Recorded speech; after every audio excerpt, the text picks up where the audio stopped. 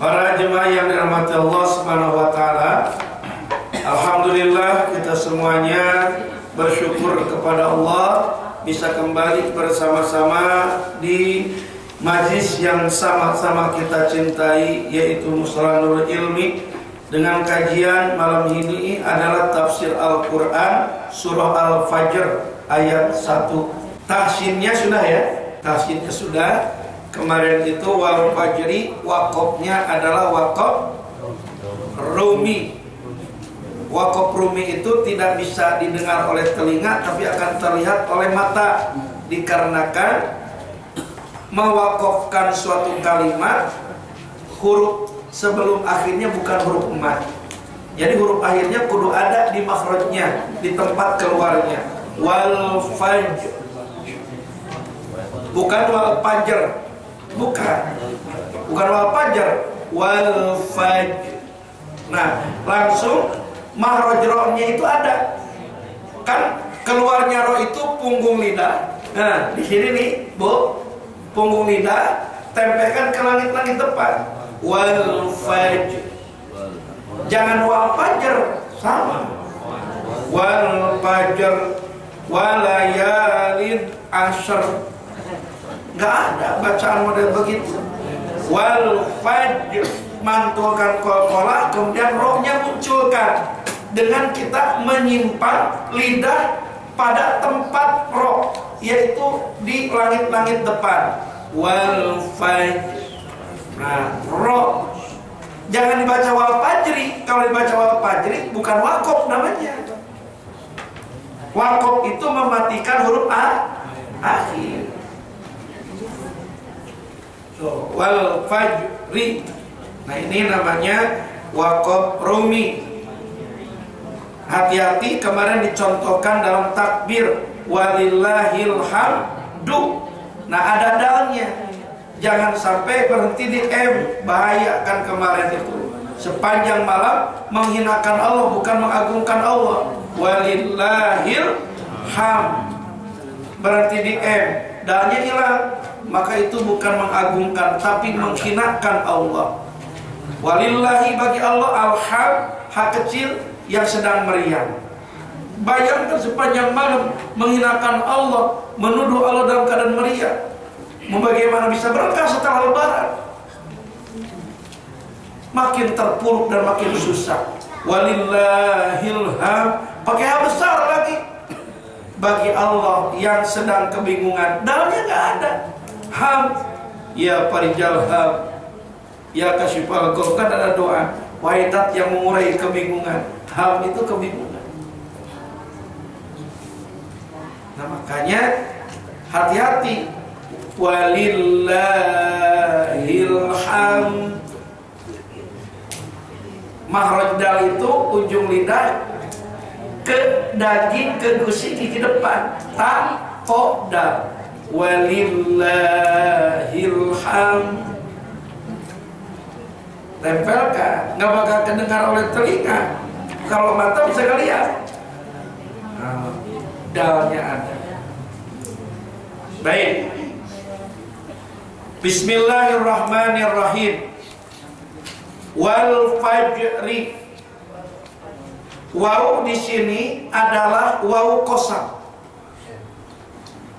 Salah satu bukti waw qasam, kalimat yang kemasukan daripada huruf waw ini kasroh.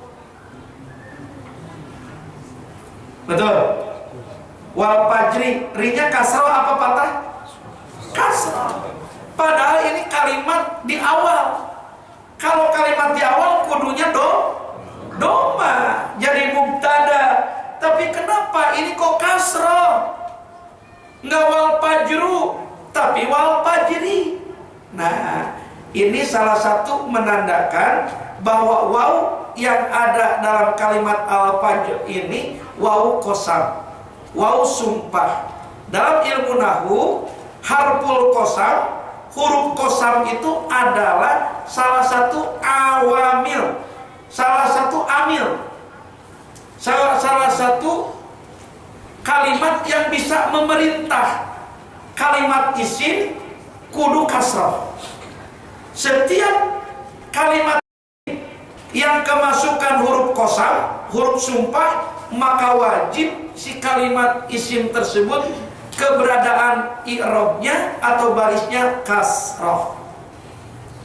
Wal fajri, asalnya al fajru, datang waw, wal fajri. Huruf qasam itu ada 3, waw, kemudian ta, wallahi, tallahi, yang ketiga billahi. Setiap ada huruf kalimat isim kemasukan huruf qasam, dipastikan si kalimat isim itu i'rabnya, barisnya wajib kasrah. Wajib kasrah karena diperintah oleh huruf qasam, huruf sumpah tersebut. Karena waw ini adalah merupakan huruf qasam, salah satu ciri daripada waw itu huruf qasam, karena kalimat isimnya dibaca kasrah, fajri. Berarti waw di sini artinya bukan dan. Biasanya arti waw apa? Dan. Karena ini bentuk kalimat fajrinya kasrah, berarti waw yang ada di al-fajri bukan waw dan. Ini adalah waw qasam, maka artinya bukan dan, tapi artinya sumpah. Maka kata yang tersebut dalam sumpah itu diangkat dengan kata istilah demi. Kalau bahasa Indonesianya, wallahu apa wallahi?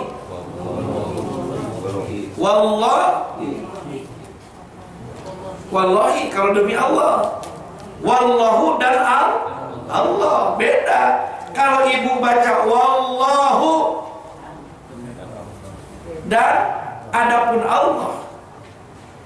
Tapi kalau sumpah kudu wallahi, wajib kasroh i'rabnya, baru artinya demi Allah. Di sini waw qasam masuk kepada kalimat al-fajri, maka artinya demi waktu fajar.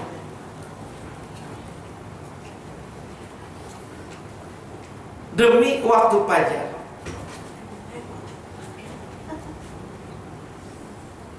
Apa fajar itu? Kapan waktu fajar itu? Nah, waktu fajar ada dua. Ada dua fajar itu. Satu, fajar tukang bakso. Yang kedua, fajar tukang somai. Bukan itu. Jadi waktu yang disebut dengan fajar itu ada dua. Ya, ada dua. Yang pertama fajar kidib, yang kedua fajar sidik. Nah, fajar kidib dan fajar sidik. Fajar kidib adalah fajar bohongan.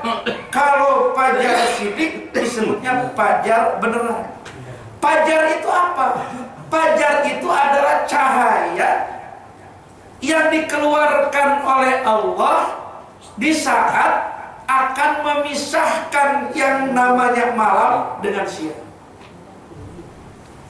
Itu fajar.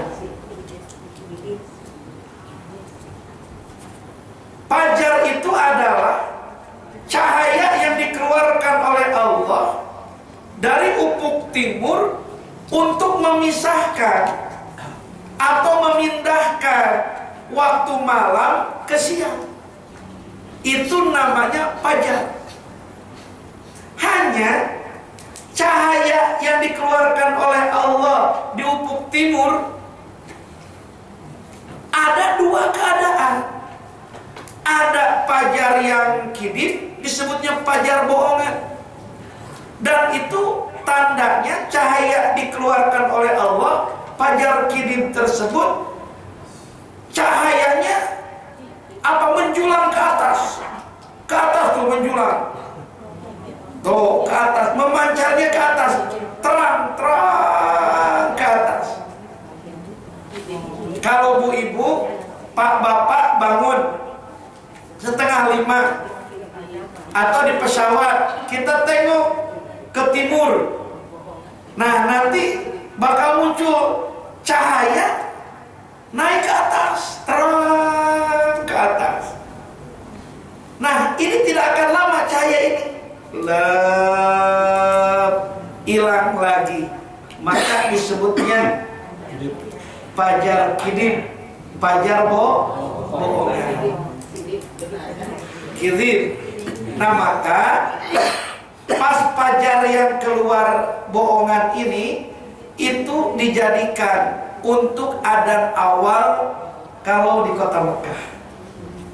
Kalau di kota Madinah, di saat sudah keluar fajar, kidib membentang ke atas, menjulang ke atas, nah maka disitulah adzan awal atau disebutnya adzan tahajud. Nanti akan hilang. Oh. 1 jam kemudian kurang lebih bakal muncul lagi cahaya. Muncul cahaya, cahaya. Dan cahaya ini tidak menjulang ke atas, memanjang. Memanjang dari sepanjang ufuk timur. Nah, ini disebut fajar siddiq. Fajar yang benar, yang menandai daripada berakhirnya waktu malam dan akan tibanya awal waktu siang. Nah inilah yang dijadikan sumpah oleh Allah, wal fajri, demi waktu fajar yang membentang. Para mufasir mengatakan, jadi yang dijadikan sumpah oleh Allah itu waktu fajar yang siddiq, yaitu cahaya yang membentang panjang di ufuk timur, yang memisahkan, mengakhiri daripada waktu malam, diganti dengan datangnya waktu siang, memanjang. Ini gak bakal hilang lagi, terus terang, makin terang, makin terang, makin terang, makin terang. 1 jam kemudian bakal muncul di ufuk timur bulat, keluar matahari. Nah itu disebutnya bukan fajar, itu waktu tulu'us syamsi, keluarnya matahari, atau syuruk istilahnya, terbit matahari. Awal hari bukan terbit matahari, tapi awal hari itu adalah keluarnya fajar siddiq. Ini adalah awal hari, mengakhiri malam, ngebentang. Nah, di saat keluar fajar siddiq inilah yang memanjang. Di sini dikumandangkan azan yang kedua, yaitu azan subuh. Jadi azan subuh itu ditandai apabila fajar siddiq sudah keluar, maka baru tuh azan subuh. Baru tuh azan subuh. Dan fajar siddiq ini pun menandai daripada orang-orang yang puasa mulai kudu melaksanakan saumnya, melaksanakan puasanya, yaitu menahan diri daripada yang membatalkan puasa, dan mulai menahan diri dari yang membatalkan pahala puasa, dari mulai terbit fajar siddiq.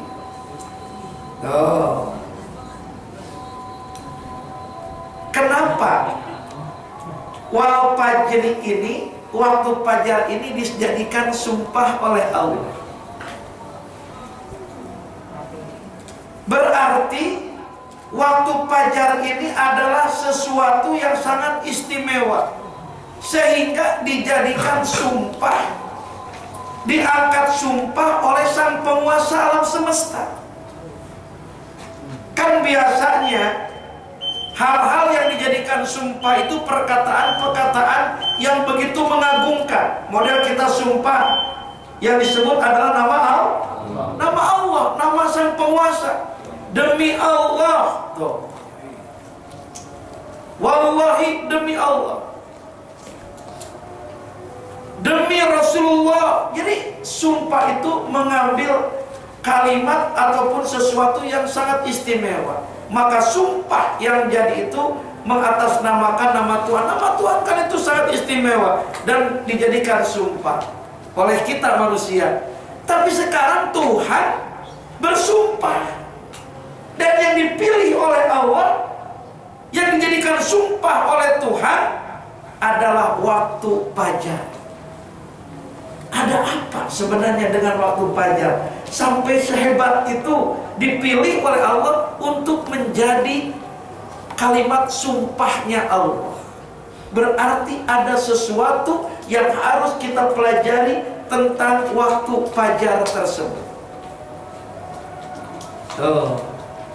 Harus dipelajari. Maka pasti ada hikmah, maka pasti ada rahasia, maka pasti ada keistimewaan di dalamnya, sehingga waktu fajar tersebut dijadikan sumpah oleh Allah. Salah satu para ulama mufasir mengatakan bahwa fajar itu dijadikan sumpah oleh Allah dikarenakan waktu fajar ini sangat istimewa. Istimewanya kenapa? Karena di waktu itulah dua kelompok malaikat, yaitu malaikat yang ditugaskan untuk berjaga malam, bertemu dan bergabung dengan malaikat yang ditugaskan untuk menjaga siang. Ketemulah pas di waktu fajar dising-singkan. Bergabung tuh malaikat daripada yang namanya petugas malam dan malaikat petugas siang. Ketemu. Ganti apa namanya? Ganti shift. Maka di saat bergabungnya dua malaikat tersebut, dua kelompok tersebut, dan apabila dua kelompok malaikat itu menyaksikan ada orang yang sedang berdoa, ada orang yang sedang memohon, maka mereka malaikat gabungan tersebut akan mengaminkan atas apa yang dipintanya. Sehingga Nabi katakan, waktu fajar itu pertemuan dua malaikat termasuk salah satu saatul ijabah, saat dimana doa seseorang akan diijabah. Makanya pastikan oleh ibu, pastikan oleh bapak, di saat adzan subuh masuk, kita sudah ada di atas sejadah, kita sudah dalam keadaan pegang tasbih, kita sudah dalam keadaan pegang Al-Quran, kita sudah keadaan dalam suci. Masuk adzan berarti itu menyingsing fajar sidik, maka berdoa di situ. Berdoa di situ. Maka di saat dua malaikat tersebut menyaksikan ada hamba Allah memohon, meminta, maka doanya akan diaminkan oleh mereka dan diangkat ke langit untuk diijabah. Ini pada bangun.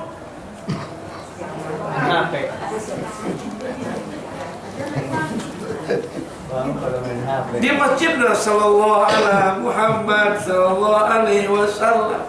Bangun, sudah banyak orang depan rumah kita di jalanan. Jadi pas malaikat bertemu itu sudah nggak kelihatan apa-apa oleh malaikat, kita lagi tidur saja.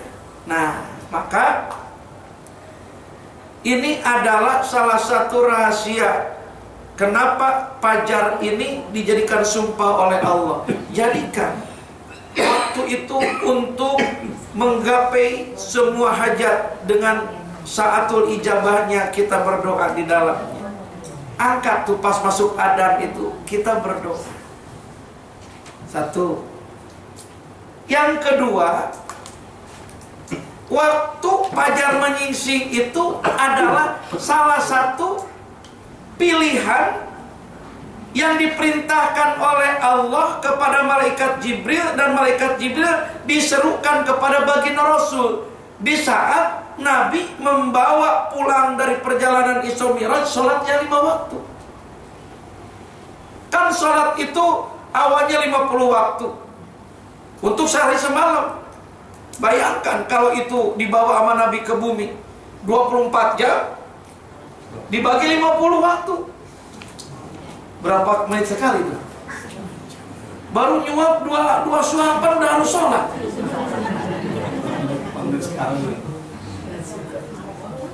Berkat Nabi Musa alaihissalam, ditanya kepulangan Nabi dapat apa dari alam uluhiyah, alam ketuhanan, perintah sholat 50 waktu. Irji ila rabbi, balik lagi ke Tuhanmu, umatmu gak bakal sanggup. Nabi balik lagi atas anjuran Musa, kemudian balik lagi ke Musa. Bagaimana Muhammad? Sudah dikurangi sekarang 5 waktu, jadi tersisa 45 waktu. Irji ila rabbi, balik lagi ke Tuhanmu, umatmu gak bakal kuat ngerjain 45 kali dalam sehari semalam. Balik lagi Nabi ke alam uluhiyah, pulang lagi turun ke bumi, ketemu di langit ke-6 dengan Nabi Musa, ditanya lagi bagaimana, udah dikurangi 5 lagi, tinggal 40. Irji ila rabbik, balik lagi sampai 9 kali bolak-balik, dikurangin 5 setiap kali balik.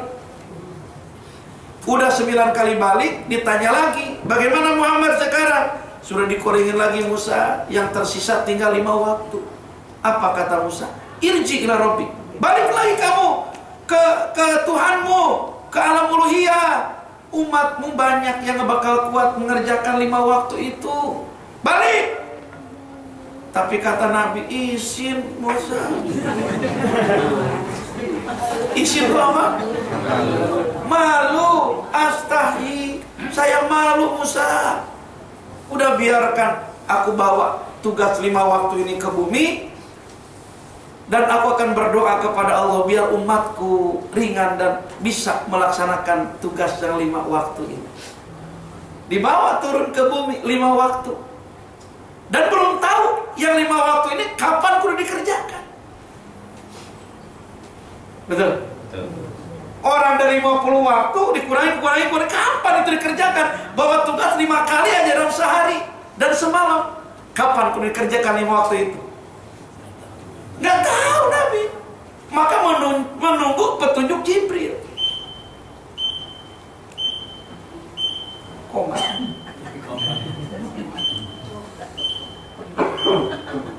Nungguin dia. Yang 5 waktu dibawa ke bawah. Bagaimana mengerjakannya? Jibril mengajarkan. Kapan dikerjakannya? Jibril menginstruksikan pada Nabi. Nah, maka yang 5 waktu ini ada proses. Ada proses. Maka ada istilah kronologis. Awal-awal kejadian sholat 5 waktu ini.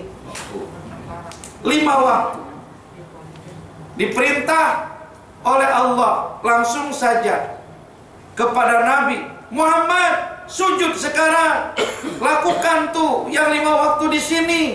Di mana? Pas tengah matahari pertama itu ada di ufuk-ufuk bergeser.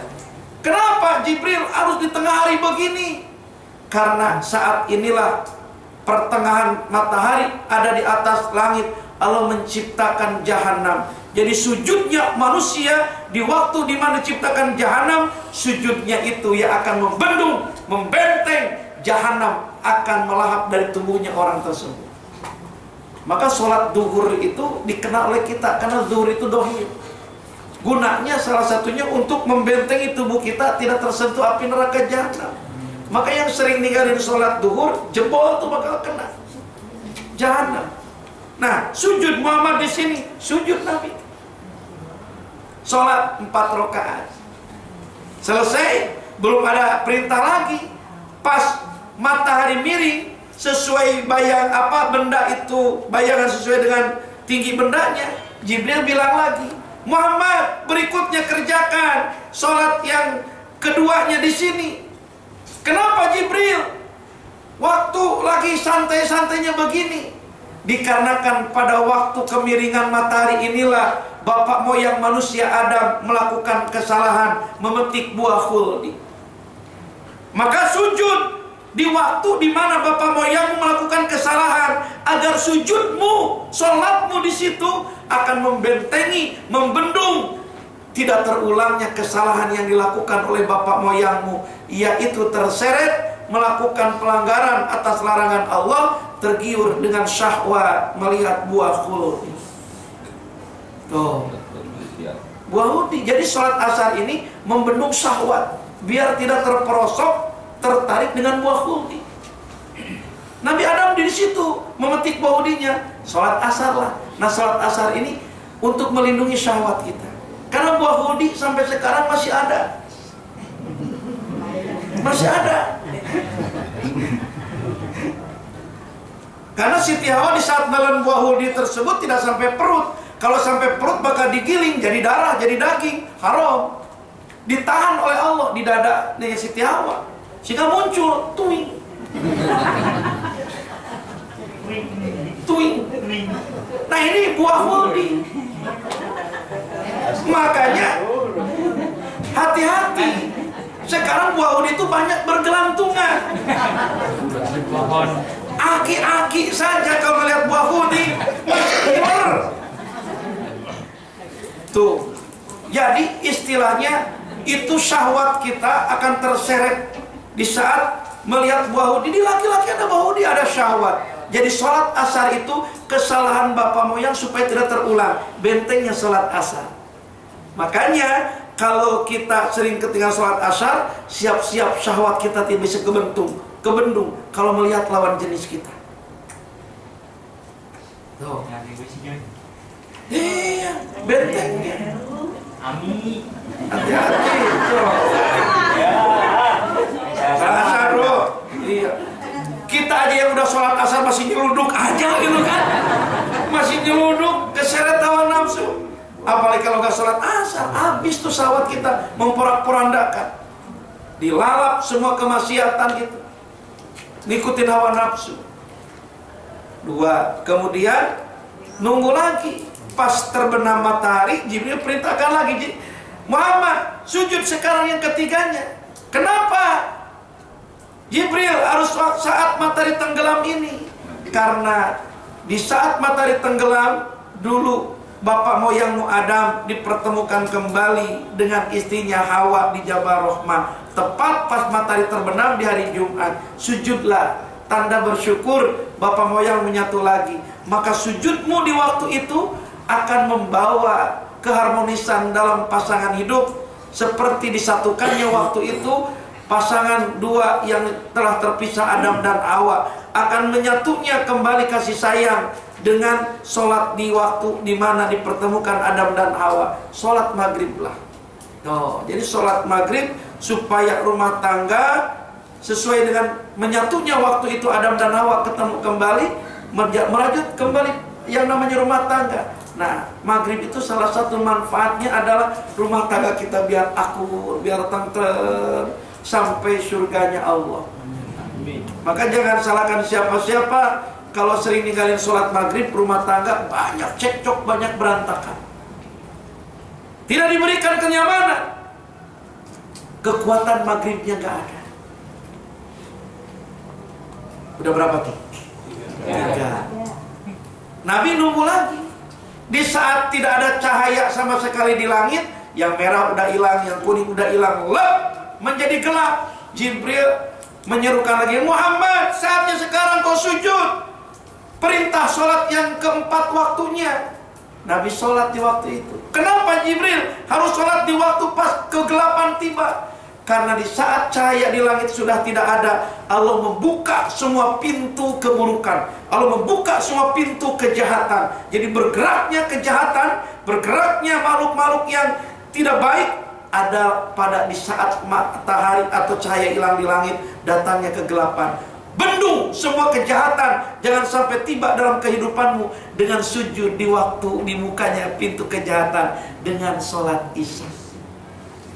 Jadi kalau kita sholat isyanya awal waktu, berjamaah, tidak pernah ditinggalkan. Sehebat apapun kejahatan, sehebat apapun yang namanya guna-guna, gak bakal kena.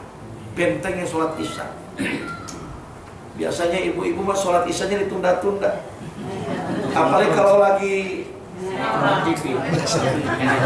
ikatan cinta, ntar kan selesai.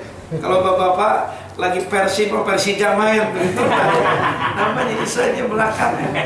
Ya, itu benteng untuk menahan ke semua kejahatan.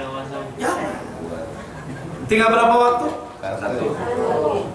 Nabi menunggu lagi, tinggal 1 waktu yang dibawa turun ke bumi. Di saat fajar menyingsing melebar, maka Nabi dibangunkan. Muhammad, saatnya sekarang kau sujud yang terakhir. Kenapa Jibril harus saat sekarang? Manusia masih lelap dengan tidur. Maka di saat fajar cahaya dibentangkan oleh Allah, sekaligus Allah pun membuka semua pintu berkahnya, membuka semua pintu rezekinya, membuka semua pintu rahmatnya. Sujud, kamu di situ ambil semua pintu keberkahan, rahmat Allah, rezeki Allah. Di saat pintunya dibuka, kau dalam keadaan bersujud. Tuh, jadi sholat subuh itu pas dibuka pintu berkah, pintu rahmat, pintu rezeki, kita sholat, maka bakal berkah rezeki. Kita kesiangan melulu.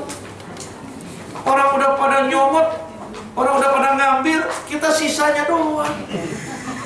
Nah, makanya wal fajri dijadikan sumpah oleh Allah. Ketemu salah satu rahasianya, karena waktu fajar ini adalah waktu di mana Allah membuka pintu rahmatnya, membuka pintu rezekinya, membuka pintu keberkahannya. Sujud di waktu itu. Jelas? Ya udah kalau udah coba. Nah, ini namanya ilmu. Saya juga kalau gak ngaji gak tahu bagaimana yang namanya kronologi sholat itu ada. Orang Nabi dibawa saja 5 waktu dari langit ke bumi. Kapan mengerjakannya kan gak tahu. Betul? Gak tahu. Nah, maka diarahkan. Ternyata ada manfaatnya. Daripada sholat-sholat 5 waktu itu, di waktu duhur, di waktu asar, di waktu maghrib, waktu isya, waktu subuh, itu bukan kebetulan dikerjakan itu. Itu adalah karena ada maksud dan tujuan dari sholat tersebut. Nanya. Ya. Ini kan tiap sholat beda-beda rakaatnya. Kenapa nggak disamain Ustaz? Itu gimana penjelasannya? Beda-beda. Udah dari nolnya.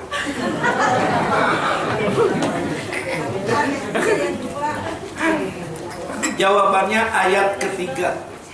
Wasyaf'i wal watri. Demi hitungan genap dan demi hitungan ganjil. Tunggu tanggal mainnya. Satu yang namanya waktu-waktu siapa? Subuh, asar, itu yang namanya siapa? Yang namain waktu subuh, asar, isya, maghrib, kita manusia, ulama. Belum ada duhur, belum ada asar, belum ada apa. Maka para sahabat menamai, disebut duhur karena dikerjakan pas sore, terang-terangnya. Duhur itu dohir. Asar adalah saatnya di mana matahari hilang cahaya panasnya, itu asar miring namanya itu, asrun. Maghrib terbenam, gorobak kan gurub, terbenam, sebut maghrib gitu kan. Isya lenyap, mana itu. Subuh itu terang sedikit. Jadi bahasa Arab dinamain itu. Jadi bukan Jibril nih sholat duhur, nih sholat, bukan. Yang namain daripada yang namanya sholat 5 waktu itu setelah dikerjakan, baru itu namanya ditetapkan sesuai waktu yang dikerjakan. Kan di bawah perintahnya 50, bayangkan. Kalau di yang 50 itu ada namanya apa saja tuh nama sholat tersebut. Betul, dikurangi 45, tinggal 5, belum ada nama ini sholat. Hanya bawa tugas 5 kali. Berarti nama-nama itu setelah Nabi wafat ya Ustaz ya? Ya. Nama-nama sholat zuhur, asar, maghrib, subuh setelah Nabi di wafat. saat Nabi juga ada hadis-hadis yang menyebut duhur.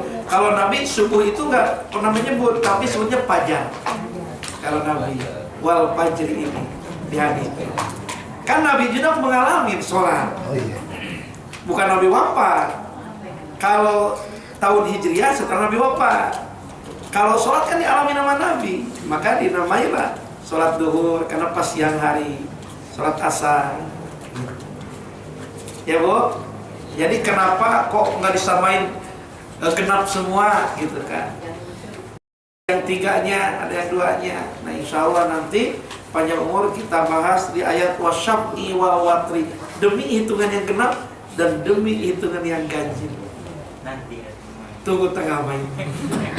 Ya mudah-mudahan semuanya panjang umur, sehat walafiat, dan sehingga kita bisa kembali bersama-sama lagi di majlis ini, insya Allah. Kalaupun tidak melihat Ustadz Jajang di sini, buka aja YouTube-nya. Ada Bang Iwan bikin YouTube, ada YouTube saya. promosi. Tinggal lihat-lihat aja. Jangan lupa subscribe dan like komennya, gitu kan. Kalau Bang Iwan kan pemulung ilmu, cakep. Pemulung ilmu channelnya ada. Nah, saya juga, Ustadz yang lainnya, ada channel Ustadz yang insya Allah nanti terus diupdate. Ya mudah-mudahan jadi dakwah di media. Yang buruk saja bisa didakwahkan, masa yang baik nggak bisa. Ya Bu ya. Insya Allah. Ini saja untuk kajian kita pada malam hari ini. Baru al-fajri ditandain. Luar biasa kalau dibongkar dengan tafsir itu, wah, kesana kemari itu banyak sekali bahasan ya. Mudah-mudahan apa yang disampaikan jadi ilmu para ya. Jadi ilmu, kemudian di Syaban ini perbanyak baca sholawat. Yang punya hajat silakan. Sholawat yang pertama ada itu sholawat Jibril. Yang lainnya itu baru sholawat itu. Yang pertama itu Jibril. Sallallahu alaihi Muhammad sallallahu alaihi wasallam. Wallahu a'lam bishawab. Subhanakallahumma wa bihamdika asyhadu an la ilaha illa anta astaghfiruka wa atubu ilaik. Walhamdulillahi rabbil alamin. Assalamualaikum warahmatullahi wabarakatuh.